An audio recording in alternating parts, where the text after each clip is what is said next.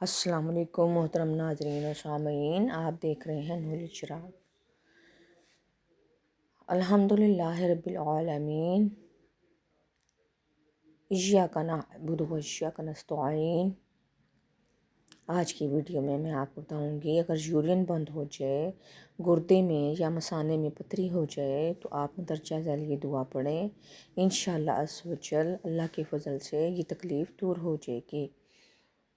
ربنا اللہ الذی فی السماء تقدس اسمک امرک فی السماء والارض کما رحمتک فی السماء واجعل رحمتک فی الارض واغفر لنا ذنوبنا وخطایانا انت رب الطیبین وانزل شفاء من فی الارض واغفر لنا ذنوبنا وخطایانا انت رب الطیبین وانزل شفاء من فی الارض واغفر لنا ذنوبنا وخطایانا انت رب الطیبین وانزل شفاء من رحمتک فی السماء واجعل رحمتک فی الارض واغفر لنا ذنوبنا وخطایانا انت رب الطیبین۔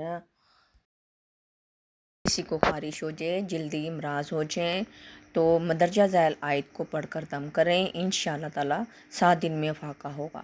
آیت یہ ہے، فَكَسَوْنَا الْعِظَامَ لَحْمًا ثُمَّ أَنشَأْنَاهُ خَلْقًا آخَرَ فَتَبَارَكَ اللَّهُ أَحْسَنُ الْخَالِقِينَ۔